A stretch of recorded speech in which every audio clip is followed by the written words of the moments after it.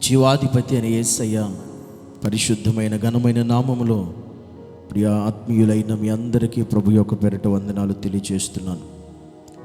ఈరోజు దేవుని అనుదిన వాక్యాన్ని ధ్యానం చేసి దేవుని మహిమపరుద్దాం. ద్వితీయోపదేశ కాండము 28వ అధ్యాయం 8వ వచనాన్ని నేను చదువుతున్నా. నీ కొట్లలోను నీవు చేయు ప్రయత్నములన్నిటిలోనూ నీకు దీవెన కలుగునట్లు యెహోవా ఆజ్ఞాపించును. నీ దేవుడైన యెహోవా నీకిచ్చుచున్న దేశములో ఆయన నిన్ను ఆశీర్వదించును. దేవుడు చెప్తున్న మాట, నీకు దీవెన కలుగును అని దేవుడు మాట్లాడుతూ ఉన్నాడు. ఎక్కడ మనకు దీవెన కలిగిద్ది అంటే నీ కొట్లలోను నీవు చేయు ప్రయత్నములన్నిటిలోనూ నీకు దీవెన కలుగునట్లు అని దేవుడు చెప్తున్నటువంటి ప్రాముఖ్యమైన విషయం. నీకు ఇచ్చుచున్న దేశంలో కూడా ఆయన నిన్ను దీవిస్తాడు, నిన్ను ఆశీర్వదిస్తాడు. 3 విషయాలు ఇక్కడ మనకు అనేక విషయాలు ఈ యొక్క అధ్యాయంలో రాయబడ్డాయి. కానీ నీకు ఒక వ్యక్తిగతంగా దేవుడు చెప్తున్న ఒక మాట, వ్యక్తిగతంగా దేవుడు నిన్ను దీవించాలి, వ్యక్తిగతంగా నీ జీవితంలో దేవుని ఆశీర్వాదం ఉండాలి, దేవుని దీవెన ఉండాలి అని అంటే దేవుని వాక్యం చెబుతుంది ఆయన నువ్వు చేసే ప్రతి ప్రయత్నాన్ని కూడా ఆశీర్వదిస్తాడంట. ఈ లోకంలో నీ కొట్లలో అంటే నీకు కలిగినవి కూడా ఆశీర్వాదకరంగా మార్చబడాలి. ఈరోజు మనం ఏదైతే ఈ భూమి మీద కలిగి ఉన్నామో అవి కూడా ఒక ఆశీర్వాదకరంగా మార్చబడాలి. రెండోదిగా మనం ఏ ప్రయత్నం అయితే చేస్తున్నామో, ఏ పని అయితే చేస్తున్నామో ఆ ప్రయత్నమును ఆ పనిని కూడా దేవుడు దీవెనగా మార్చాలి, ఒక ఆశీర్వాదకరంగా మార్చాలి. ఎందుకంటే చాలామంది జీవితాల్లో వారు ఎంత చేసినా, ఎన్ని ప్రయత్నాలు చేసినా, ఎన్ని పనులు చేసినా, ఎంత కష్టపడుతున్నా, ఎంత ప్రయాసపడుతున్నా వాటిలో దీవెన అనేది కనబడదు. అసలు దీవెన అనేది ఉండదు. కానీ ఇది ఎప్పుడు ఉంటుంది, ఎలా ఉంటుందంటే అది దేవుడే చేయాలి. నువ్వు చేసే ప్రయత్నములన్నిట్లో దేవుని దీవెన ఉండాలి, దేవుని ఆశీర్వాదం ఉండాలి.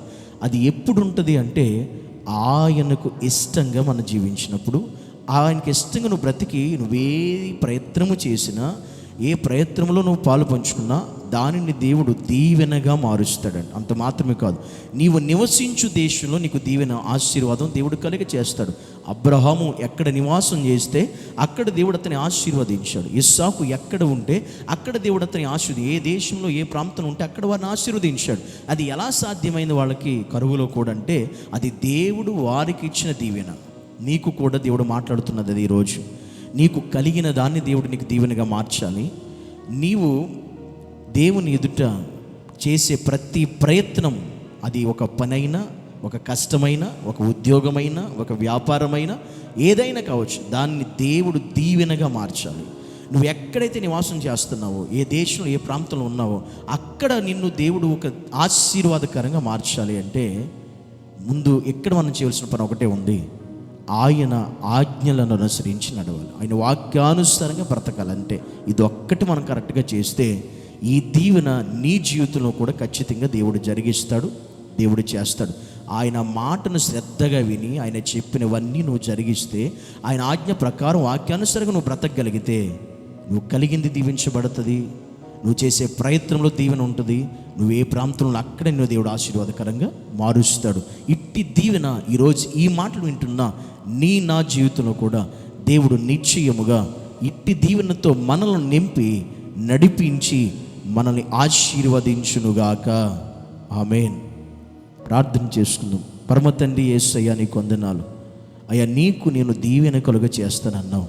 ఎప్పుడు అనంటే నీ మాట శ్రద్ధగా విని నీ వాక్యాన్ని అనుసరించి నువ్వు చెప్పినట్టుగా మేము బ్రతికినప్పుడు అయ్యా, నువ్వు మాకు కలిగిన వాటిని కూడా దీవించే దేవుడు, మా ప్రయత్నంలో కూడా దీవెనకరంగా మార్చే దేవుడు, మేము ఏ ప్రదేశంలో ఏ ప్రాంతంలో ఉన్న అక్కడ మమ్మల్ని ఆశీర్వాదకరంగా మార్చే దేవుడు. ఈ వాగ్దానాన్ని ఈరోజు మా అందరి జీవితంలో నెరవేర్చి జరిగించి సహాయం చేయమని యేసు నామములో ప్రార్థిస్తున్నాము తండ్రి.